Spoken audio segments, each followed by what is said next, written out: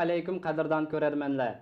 Сілердің диктыңларға Қазақстан Уйғурлары каналдагы хәвәлә программасыны хавала кылабыз. Huzurunlarga Қазақстан Уйғурларга мөнәсәбәтлек яңалыкларны сунмакчымыз. Сәммими хәвәлә безнең каналыбызда. Sizler bilen хәвә бөлümünün жүргізгүчеләре Шахниза Әзиз кызы ва Рамил Азизов. Ассаламу алейкум, дорогие зрители! Вы смотрите программу «Новости» на канале «Казахстан Уйгурлары». Предлагаем вашему вниманию новости и анализ материалов о жизни уйгуров Казахстана. Здесь делают честные новости. С вами ведущие блока новостей Рамиль Азизов и Шахниза Әзиз кызы.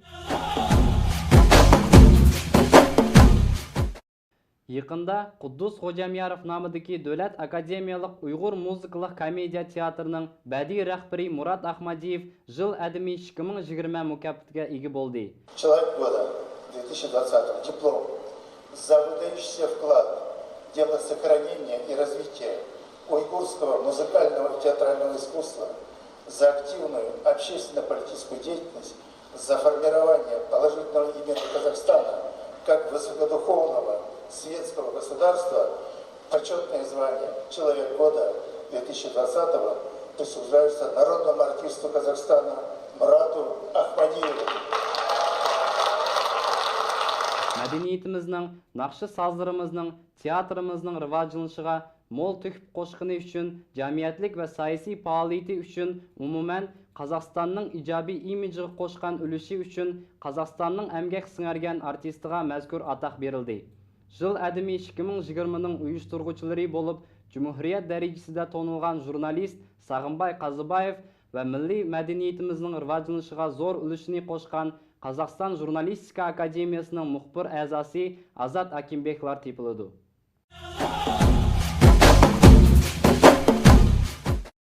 Вышел в свет энциклопедический справочник Абдулладжана Самсакова «Уйгуры. От А до Я», в которой содержится свод исторических данных об уйгурах Казахстана и Средней Азии.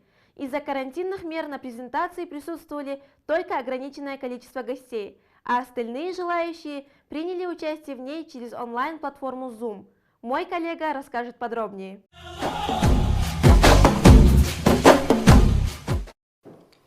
Ассаламу алейкум қадырдан көрерменлер.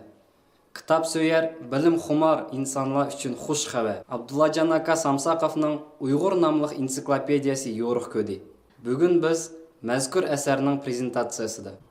Карантин әхвалыға бағылық тән-тәнлік пәйткә көпчілік Zoom платформасы арқылы гуалық қылмақта. Құрметті әріптестер, қымбатты ұржым. Көрнекті энциклопедист профессор, Қазақстан ұлттық географиялық қоғамының мүшесі Абдулжан Самсаковтан ұйғырлар энциклопедиялық нұсқаулық тақырыбындағы кітаптың Zoom форматында өткізіп жатқан таукесері бойынша кездесуіне ашық деп жариялауға рұқсат етіңдер. Ассаламу алейкум, құрметті қауым, hürmetlik қайырылдашлар. Құрметті қауым, уважаемые соотечественники, hürmetlik қайырылдашлар. Біріншіден, бәрімізді жақындағына болып өткен біздің мемлекетіміздікі, біздің үкіметіміздікі, Қазақстандікі, Қазақстан халқының ең үлкен ұлы мейрамы тәуелсіздік мейрамымен құттықтаймын. Самсаковнікі Uyghur энциклопедиясы бершанған бүгінгі конференция, онлайн конференция. Әлбәттә, мен ойлаймын ки 5000 жылдық, 10 жылдық тарихыға Uyghur халқының энциклопедиясы иманым камыл әмбәкетіндегі онлаған том энциклопедия. Болуды, Құдайым бұрса. Абдулладжан Самсаковтың бұл энциклопедиясы мен ойлаймын, бұл бір адамның еңбегі емес, бұл бүкіл бір үлкен халықтың, қабырғалы халықтың, үлкен мәдениеті жоғары, тарихы терең халықтың бүкіл көз алдымызға алып келген бұл еңбек енді бір үлкен еңбек. Этой книги, которая является долгожданной, и, как сказал Масимжан, мы все ждали выхода этой книги, биографии личностей, и тем самым книга остается прежде всего биографическим изданием. Вместе с тем, автор попытался выйти за пределы биографического жанра и придать книге энциклопедический характер. И в книге нашли отражение отдельные вопросы истории, культуры уйгурского народа. В чем значение данной работы, которую мы сегодня презентуем? Прежде всего, любой труд энциклопедического характера систематизирует знания в определенной области. В данном случае книга дает системное представление об истории и культуре уйгурской общины Казахстана. Қабілетіне, потенциалын көрсеткен сөзсіз шу милләттен шыққан туындаған шәхсі деп ойлаймыз. Бірақ қарасақ, мұшы Қазақстанда дүнияда яшайдыған ұйғырларныкі бар yoqda 1,5% яшайды. Шу ұйғырларныкі 1,5%-ның ішіден шыққан оны шәхсілерден тұншыға вақытымызда hakikaten біз өзіміздің мілтіміздің қаншек қабілетті екенлігіне көзіміз жетеді. Қайсы сахадан болмасын, әрбір сахада туындаған ұйғырлар бар. Бүгінгі мына чоң бір қошалықты отырып жатырмыз. Бұл қошалықтарымыздың бәрі еліміздің тұңғыш президенті Нұрсұлтан Назарбаевтың қазіргі мемлекет президентіміз Қасым-Жомарт Тоқаевтың біз ұйғыр халқы болған есташлығынан яқшы саясаттың астынан ол ненден кетіп отырмыз. Мына Абдулла Самсақов акымыздың мына ұйғырларның истеклалы кітабы білән азыр біз чоң бір қошалықта бұның әммесі еліміз Қазақстанның ұйғырлар деген есташлығы яқшы көз қаршы шарайытларның бізге әмін азырлап береткенден бізге кеп шығып. Шуның үшін біздің Қазақстанда ұлттардың 133 ұлт өкілі яшайды. Шуның ішінде біздің ұйғыр халқының алған орны чоң. Бойынша шығып жатады. Bu энциклопедия болса дайресін айтқан, яғни тарихқа, география, әдебиет, мәдениет, мәдениеттің барлық сахаларға, мағрипімізға, спорт сахаларға, біздіңки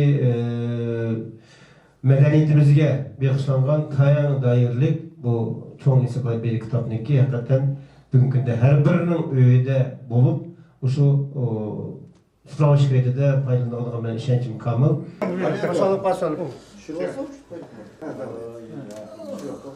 Нас ортасын кесіп өзбек.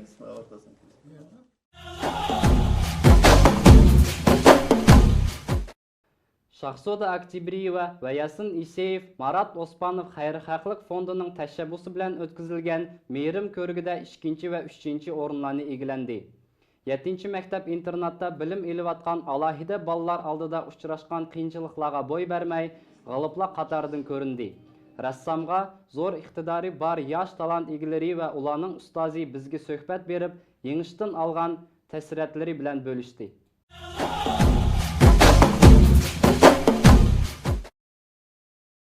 Сәлеметсіздер ме? Бүгін біз міне мейрім фестиваліне 7-ші мектеп интернатының атынан келіп отырмыз. Бұл менің оқушыларым осы фестивальдің жүлделі егерлері Октябриева Шахзода мен Исеев Ясын. Біз жылда осы фестивальға қатысып, жүлделі орын егері атанып жүрміз. Балалар сурет сабақын жақсы көреді, сурет салып, өздерінің өнерлерін көрсетіп, аналары, мұғалімдері әрдайым қолдап, осы балаларымыздың әдемі суреттерін осы фестивальға жылда ұсынып отырамыз. Сәлеметсіздер ме? Менің атым Ясын. Мен номер 7-ші интернат мектебінде оқимын. 6-шы сынып. Мен конкурстарға қатысып жүрмін. Осы конкурстан 3-ші орын алдым. Оған тақырыбы өзімнің бақытты балалық шағым. Өзімнің бақытты балалық шағым. Сәлеметсіздер ме? Менің атым Шахзода. Мен 7-ші интернатта оқым. Мейримге қатысып 2-ші орын алдым. Мен сурет салғанда қатты ұнатам. Бақыт апайға, мұғалімге рахмет, көп рахмет. Мерекеңізді, тәуелсіздік мерекеңізді құттықтаймыз.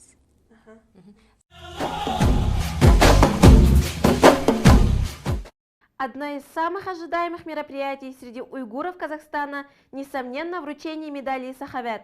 Этой награды удостаиваются только те, кто действительно работал во благо народа. К сожалению, из-за условий пандемии не удалось провести традиционное торжество в привычном формате. Однако мероприятие все же прошло и на высоком уровне было организовано Республиканским уйгурским этнокультурным центром. Подробнее в нашем сюжете.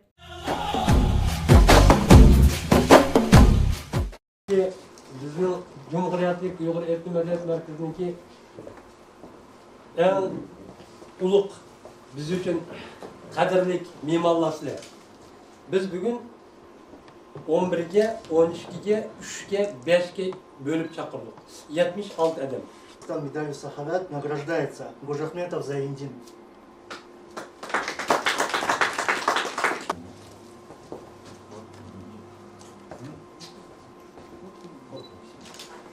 Сметова Юлтузай. Супиев Бахтишат. Дараев Наград Маратович. Assalomu alaykum Do'qintay aka. Bugungi kundagi Saxobat medalini mukofotlash marosimi haqida qisqacha aytib o'tsangiz. Va alaykum assalom. Bugungi bizning bu 1 yillik kutgan medallari 76 adamga medal berildi.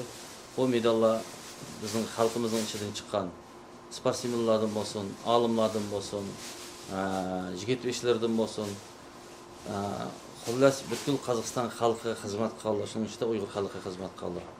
Bu medal orqali biz ko'plagan yaxshi ish qilayotganlarniki o'zlarini rag'batlantirish, ularga quvvat berish, hamisha biz mana faoliyatlarni o'tkazamiz. O'tkazib biz xalqningki barini shunday bir yerga yig'gan vaqtida bizning hech qanday problemasiz bu dunyoda hech nima bo'lmaydi. Shuning uchun mana problemlarni Respublika Qozog'istonning mana zangga saykas ko'p biz yaxshiliklarni o'sha orqali qilyapmiz. Bu deganimiz yana bir deb ketay bizning elbosimizning, Tungish prezidentimizning ochgan narsamiz. Shu orqali biz ko'plagan narsalarni yaxshilayapmiz. Muhtojga yordam ko'rsatib, o'zgining jag'diyiga bexillik bilan qaramay, adamiylik xislatlarni hammadan yuqori qo'ygan odamlar oramizda ko'paymoqda. Ma'lumki, Turksib nahiyasining Nurshoshqan mahallasidagi ig'ir ahvolda qolgan oilaga saxovatlik insonlar Do'lqintay Abubakriyev va Abdukerim Arupovning tashabbusi bilan yangi uy silinmoqda. 24 dekabr kuni bir top jamoat vakillari qurilish joyiga qadam tashrif qildi. Öz qo'ldan kelgan yordamini Turksib rayonininki xonim qizlar, yigit boshlari hammasi kelib, bugun harsini mushu qilgan ishlarni ko'raylik deb keldi mana. Ko'rib o'tiribsizlar. Mana hamma yigit boshlari. Bugun mushu qilgan ishni, qilgan amgakni o'z ko'zi bilan ko'raylik deb Ves Turksibskiy rayon hammasi mana mashaga kelib, mana Jitsuskiy rayonininki xonim qizlarning raisi, Remada Olmut shaharlik madaniyat markazining raisi Osmon akam Ubulov mana mana Osenli mahallisiniki Ahmadchalam kap. Mana Jitsu rayonininki cho'ng yigitbishi madaniyat markazining raisi Ramil Sharipov. Mana hammanglar. Mana yaxshi. Muşu şehirdeki yardım kılanlar hemsiga rahmetimizni aytamiz. Bekma bizniki muşu ittifaq Almutda Jigitbaşlar ittifaqınınki yardımımı boldu. Bununki reisi Abdümecit Iminov aslında arsıda 1 milyon tengini meşeğe çıkarıp yardım kıldı. Bundan başka bir yardım kılanlar Azimka zavoduda Şardinov Ahmetçikam 30 kubu beton verdi. Ondan başka 500 bin akçını verdi. Ondan başka bizden İslamov Gertz. Yaktım mı yardım geldi. Ulan nime sağla bana et yaz Kudayım durgan bu sefer meşale asfalt saldırgan bulduk. Onun 10 tonlu asfalt verdi. Ondan başka muşunun işi de atapleniye. Öyle ısıtılgan peçkilerini hem nimini özün kol kayıkça meşale yardım kıldı. Hammalarga ming rahmat. Kim meşege o'zining qo'lini sungan bo'lsa, har vaqtda boshqa o'zimiz bo'lsin, Uyg'urlarniki. Hurmatli Jot, biz mana Uyg'ur markaziy madaniyatniki, Turksib nahiyaniki raisi. Mana bugun mana hamma rayondan yigit boshlar, xonim qizlar keldi. Kelib mana shu uylarni bugun ko'rib, natijasini chiqadi. Hammanglarga rahmat. Bu yerda chiqib chiqqan yigitbosh ittifoqi Turksibskiy rayon, Жетысойский, Алатауский rayonlardan jiq kuch kelyotidi. Shu yordam qilgan odamlar hamsiga rahmat aytaman. O'rishda qo'ysam особенно Алматы ittifoqi yigit boshlariga Abdumijid akamga ko'p rahmat. Shularga ko'p rahmat. Almuta shaharlik Uyg'ur etno madaniyat markazining raisi Osmanjon Obulov, Almuta shaharlik yigit boshlari ittifoqining raisi Abdumijid Iminov, tashkilot vakillari va xonim qizlar kengashining vakillari bo'ldi. Qurilish ishlarini ko'zdan kechirgan delegatsiya a'zolari amalga oshirilayotgan ishlarga yuqori baho berdi.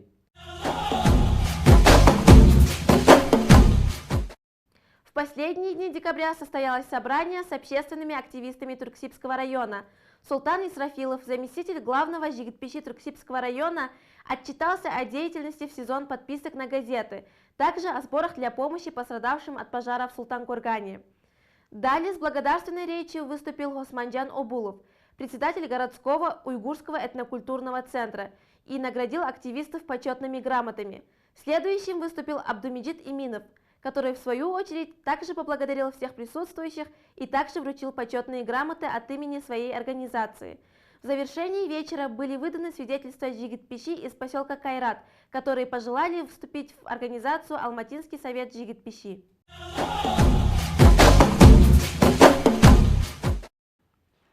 Jurnalist va yozuvchi Shavkat Nazarovning tashabbusi bilan qurilgan Milliy razmanlik kengashining faoliyati bugun xalqimiz orasida qizg'in muzokara qilinayotgan mavzularning biriga aylandi. Kengash faoliyatini qo'llab, ijtimoiy torlarda e'lon qilinayotgan xat uchurlar xalqimizning haqiqiy ma'noda birlik, umlikka bo'lgan intilishining naqadar ustun ekanligini ko'rsatib berdi. Razmanlik kengashining keyingi qadami planlari haqida aytib berishi uchun kengash raisi Shavkat Nazarovga murojaat qilib, tuvandikicha javob oldik. Assalomu alaykum, hurmatli ko'rarmanlar, aziz qarindoshlar. Haqiqatni aytish kerakki, Milliy razmanlik kengashi o'z faoliyatini boshlagandan buyon biz har xil yuqur tuvan ishlarga duch keldik. Ularning hammasini aytib o'tirishning hozircha hojat yo'q deb o'ylaymiz. Bizning xalqdan yo'shiradigan hech narsamiz yo'q. Boshda o'zimiz barliq ishni ko'pchilik xalq bilan ochiq maslahatlashgan holda elib boramiz deb va'da qilgandik. Elimi biz shu mavqeyimizda turamiz. Biz mustaqil Qozog'iston diyoridagi Uyg'urlar davlat maqtanishi bo'lgan siyosiy turaqlik bilan millatlar aro razmanlikni saqlab qolish tarafdori bo'lg'achqa, bu tarixiy muhim vaziyatda ijtimoiy torlarda milliy masalalarimizni vaqtcha to'xtatib, bor diqqatimizni tarixiy ahamiyati zo'r saylam kampaniyasiga avdirishni to'g'ri ko'rdik. Alloh nisib qilib, ba'zi bir davlatlardagidek xalqni vayronchilik soladigan har xil qalayimqon ishlardan neri bo'lib, parlament majlisiga deputatlarni saylab olgandan keyin biz o'z ishimizni yana davom qilamiz. Saylamda ko'ngillarga pukkan partiya uchun ovoz berib, utuqqa yetishinglarga tilakdoshmiz. Milliy razmanlik kengashining hozircha aytari mushu. «26 декабря в Алматы в студии Кадам ТВ прошло мероприятие, посвященное Дню независимости Республики Казахстан и 8-летию создания Совета матерей МИРАС при Национальной ассоциации уйгуров. Assalamu alaykum. Barchamiz uchun qadrli va qadrdon bo'lgan aziz xalqim. Barchalarni mustaqillik kuni, Dnём независимости va Qozog'istondagi 16 dekabr tavsizlik kuni bilan Miras Anlar jamiyati nomidan Ahtamada Ahmedov boshliq barcha xonim-qizlardan sizlarni o'tib ketgan mustaqil kunlardan chin qalbimizdan tabriklaymiz. Bayramlar muborak bo'lsin. Руководитель организации Ахтырым Хада Ахметова отметила почетными грамотами активистов Совета матерей.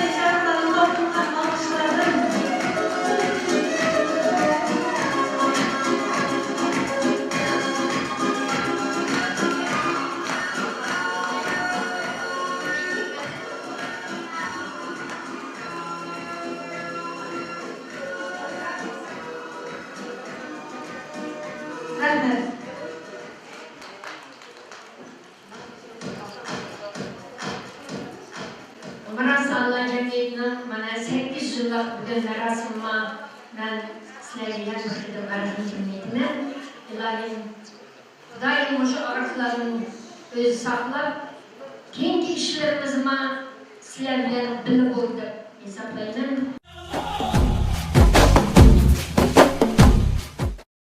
Әндіки нөвәтті дүния хабарлардан учур.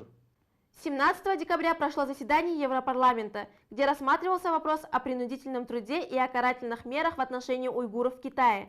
Несмотря на то, что Европа неоднократно осуждала нарушение прав человека в КНР, данная резолюция является первым практическим действием по уйгурскому вопросу. В этой резолюции, принятой 604 голосами, китайское правительство обвиняется в совершении угнетения религиозных и этнических меньшинств.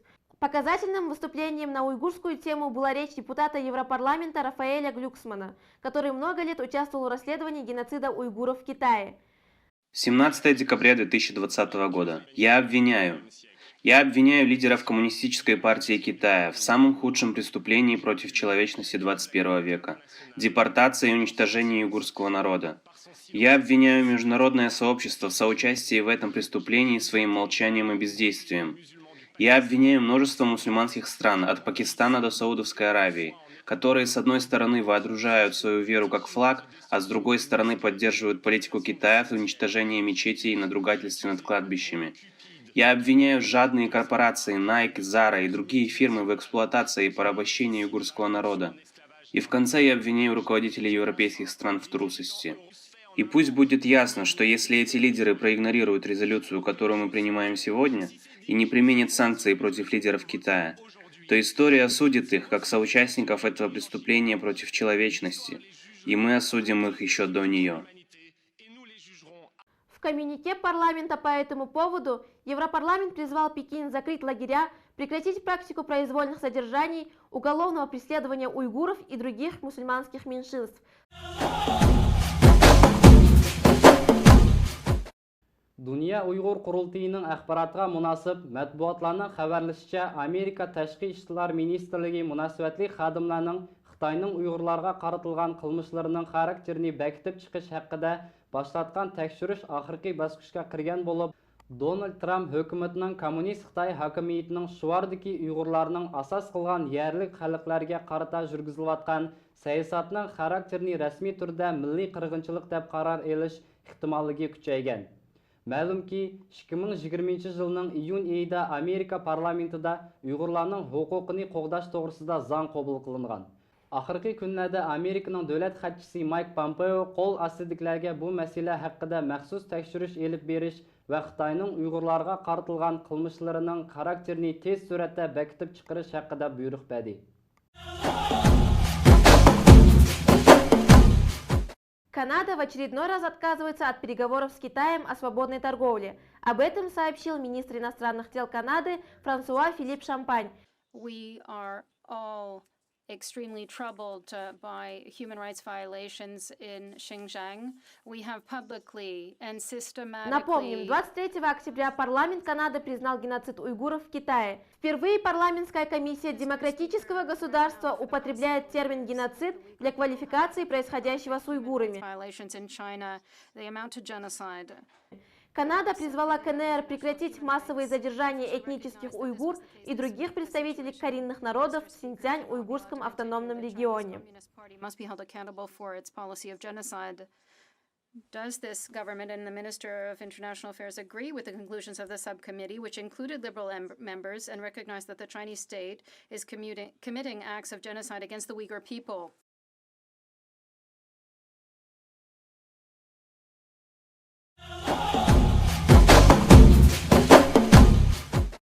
На этом наша программа подходит к завершению. В эфире был канал Казахстан Уйгурлары с программой «Новости». Здесь делают честные новости. Bizning programmamiz mushuning bilan tamam. Efirda bo'lgan Qozog'iston Uyg'urlari kanali Xavala programmasi. Samimiy Xavala bizning kanalimizda.